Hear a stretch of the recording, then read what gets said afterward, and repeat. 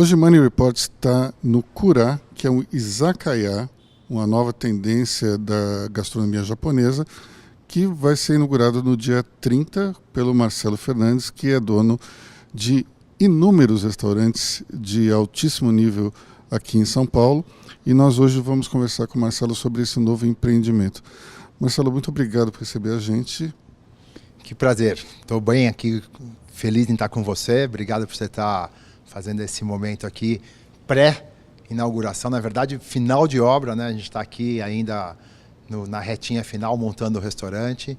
E o Kura vem aí justamente com a tendência japonesa de ser um bar, mas um bar mais contemporâneo, onde a gente vai valorizar muito as comidas quentes, as frituras, a brasa, os espetinhos, os robatas, os balls. Então acho que vai ter aí uma coisa bacana aí para a gente degustar aqui.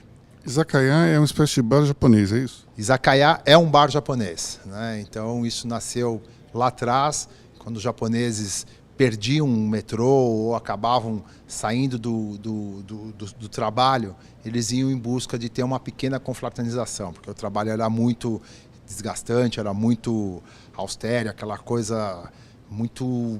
Japonesa, exatamente. Então depois eles saíam e não conseguiam ir em restaurantes, porque o restaurante mesmo no Japão, principalmente os kaiseks, é caro. Então eles iam para o izakaya, para os botecos, não é nem bar, são botecos. Né? Eles iam para os botecos beber e comer alguns aperitivos. E é o que a gente pretende fazer aqui, Aloysio. E Kura quer dizer o quê? Kura vem de uma história muito bacana, porque muito lá atrás, na era Edo, o que acontecia? A questão do tempo, a questão de terremoto, a questão de uma série de coisas, os alimentos, as coisas mais importantes, eles armazenavam em cima de rochas, em cima de lugares que eram seguros e faziam cabanas muito bem estruturadas. Então esse é o Kura. Com o tempo foi começando a ser refrigeradas e começou a ser adegas de saquê. Então, como a gente tem uma adega maravilhosa aqui, a gente veio com esse nome de Kura, também para armazenar os saquês e para armazenar boa gente, boa comida, boa gastronomia e bons amigos. Me diz uma coisa, em relação a essa proposta, qual é a diferença em relação ao Kinoshita, que é seu restaurante e é um dos melhores japoneses de São Paulo? Muito boa pergunta, até para não ter essa... Aqui, tradicionalmente, nos izakayas, é valorizado muito a comida quente. Né? A parte mais... é um certo... Como tem um reaproveitamento de alguns ingredientes para que não tenha um montanai desperdício, então tem as friturinhas, tem os arroz fritos, os espetinhos. Então valoriza muito a comida quente. Coisa que no Kinoshita a gente também tem, mas a gente valoriza muito mais a comida fria. Então aqui nós não vamos ter sushi, sashimi, temaki, pelo contrário. Aqui nós vamos valorizar muito mais essa comida, que é uma comida muito tradicional no Japão, que é o udon, o soba, os yakitoris, os arroz, as frituras, os empanados, os vapores. Nós vamos ter aqui os gyoza. Marcelo, só uma coisa, dá pra gente chamar de comfort food japonesa? Dá, porque é essa atmosfera. Mas aqui é muito mais descontraído. Aqui você não tem, né? Você pode vir aqui de uma forma, não só para o happy hour, mas você pode vir para um jantar descontraído, como para um almoço, onde você quer ter uma atmosfera mais sem nenhum compromisso de ter aquela questão que a alimentação tem que ser nos mínimos detalhes. Você pode vir aqui confraternizar, você pode vir aqui para um compromisso um pouco mais sério, mas lembrando que aqui você não tem nenhum compromisso com aquela coisa mais peculiar do Kinoshita, que a gente quer ter uma experiência lá nas louças, na apresentação, nos insumos, nos cortes. Não, aqui é uma outra proposta. Então o ticket médio é mais baixo? Muito mais baixo. Na verdade, vai depender do que você quiser beber, que nós vamos ter saquês, né, champanhes, nós vamos ter... Mas os pratos em si, como no Japão, no izakaya, é um custo ticket muito mais em conta. Isso não quer dizer que a gente não vai ter insumos de primeira qualidade. Né? A qualidade que a gente não abre mão é fundamental. Vamos ter aguil, vamos ter vamos ter bluefin, vamos ter koshihikari, que é o arroz japonês, vamos ter enguia, vamos ter tudo de melhor qualidade. mas com um preço muito mais interessante, mesmo porque as porções são menores, né? Para você fazer beliscar, né, ou aperitivar vários tipos de pratos japoneses. E qual é a faixa de preço, então? Vai de 16, 18 reais a 48, 50 reais, mais ou menos dessa faixa de preço. Vai ter 23, 35, 48, né?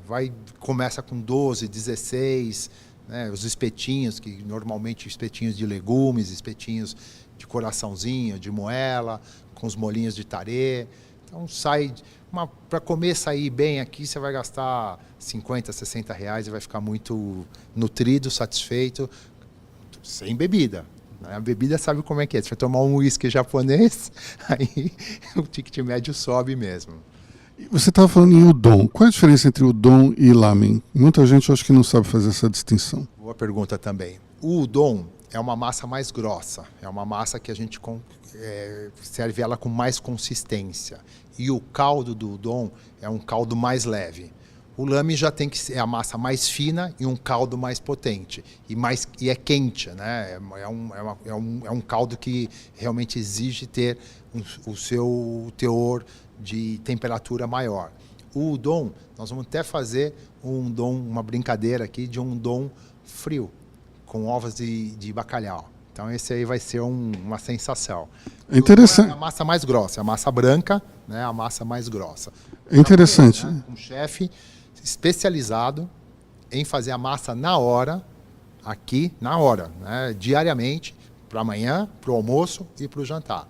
Especializado em massa de udon. E depois nós vamos fazer também o soba, com farinha sarracena também, tudo feito aqui. Pensando um pouco aí na dieta. Então, a gente vai ter aquele espetáculo que tem em restaurantes estrangeiros, do sujeito fazendo a massa, abrindo na hora.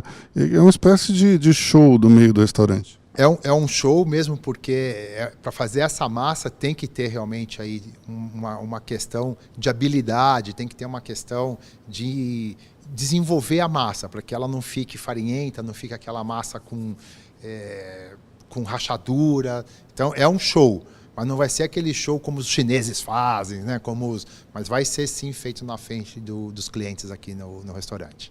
Você já foi quantas vezes ao Japão? 16 vezes. 16 vezes e não vejo a hora de ser a 17ª vez.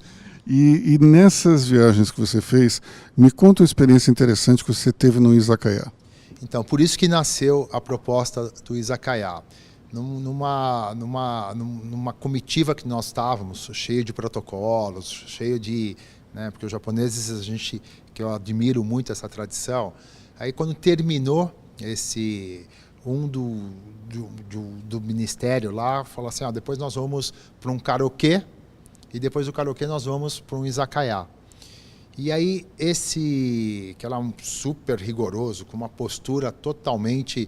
Quando a gente foi para o karaokê, eu já vi ele já com uma outra característica. E quando a gente foi para o izakaya, ele se libertou, né? Tomou saquê, brincou, contou piada, confraternizou, de uma forma que eu achei que ele já era meu melhor amigo. E aquilo me chamou a atenção, porque não era só ele. A maior parte das pessoas estavam nessa atmosfera, estavam com essas características. Então a turma tira a gravata, fica à vontade, aí não tem mais hierarquia, não tem mais a questão de você ter que ter os protocolos. Pelo contrário, ficam todos iguais, todos se servindo, todos se confraternizando.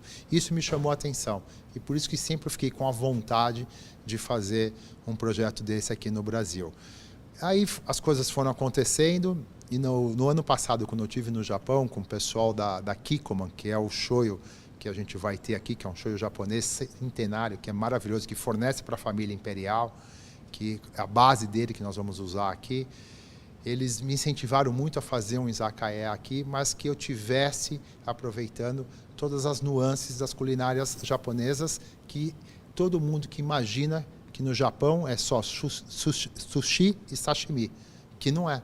E como tem as Olimpíadas em 2020, que é agora, já no próximo ano, eles falam, Marcelo, já pega isso, já vai colocando um pouco o que é de verdade a comida japonesa para os brasileiros. Então, aproveitei essa perspectiva das Olimpíadas de 2020 para a gente já iniciar aqui esse projeto, onde a gente vai ter as nuances da comida japonesa, que todo mundo pode experimentar e ter uma experiência interessante. Olhando a decoração aqui, dá para ver que existe uma mistura do tradicional com a vanguarda. Esse espírito também está no teu cardápio?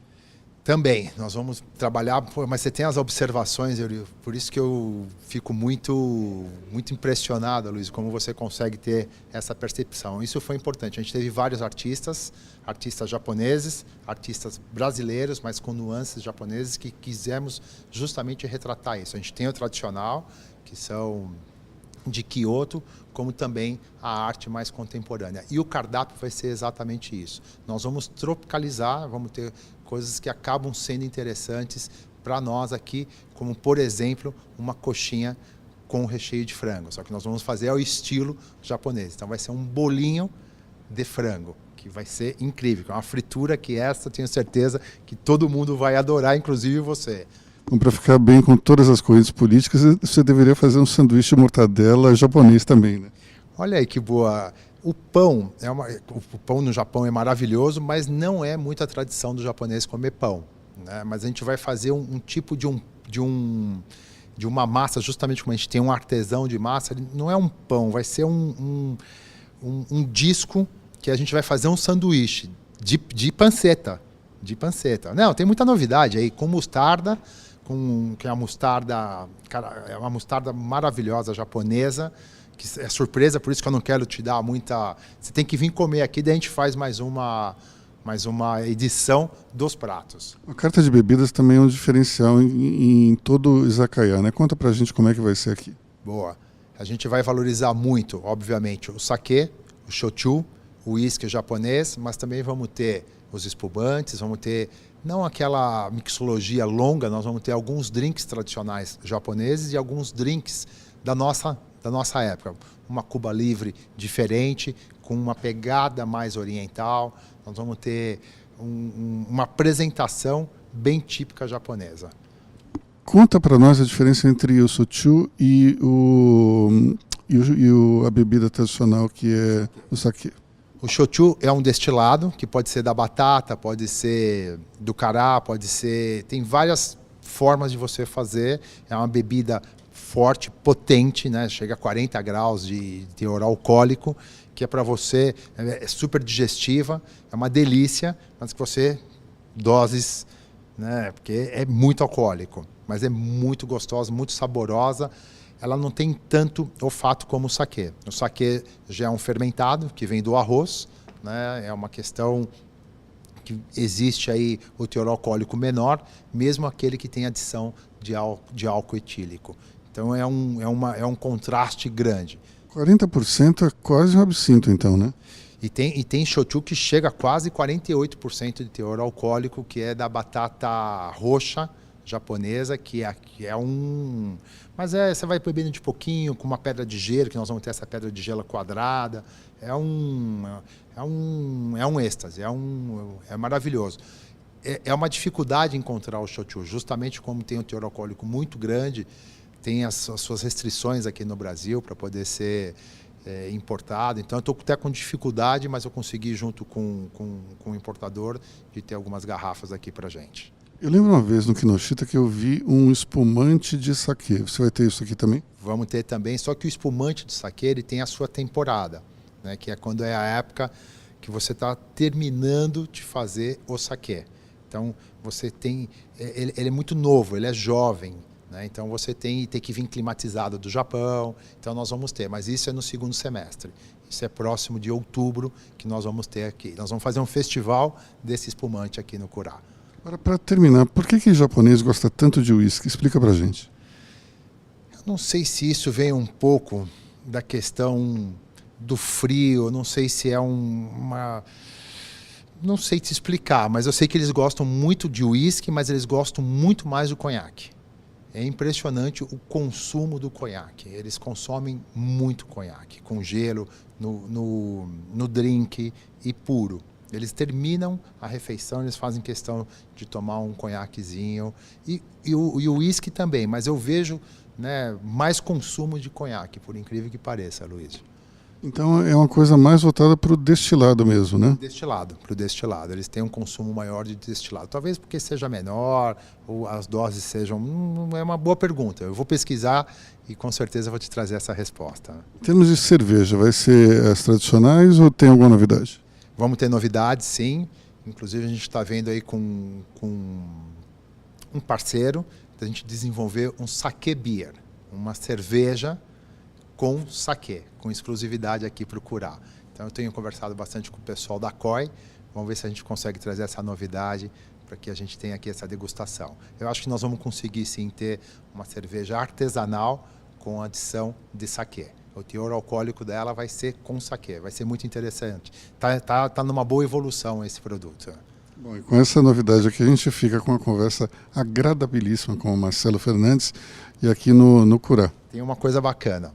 A gente faz, na verdade, no dia 30 a pré-inauguração, porque no dia 1º de maio é a inauguração oficial. Tem um motivo. Está fechando um ciclo no Japão da era, né, e o imperador está entregando o reinado para o seu filho para iniciar uma nova era. Então, no dia 1º de maio, no Japão, inicia-se uma nova era. E aqui nós vamos inaugurar o Curá com a sua presença e da Cris, se Deus quiser, meu amigo. Então a gente fica aqui aguardando a nova era, que seja abundância, uma economia farta para todos, porque afinal de contas o Brasil está precisando. Muito obrigado, Marcelo. Obrigado a você, meu amigo. E até a próxima.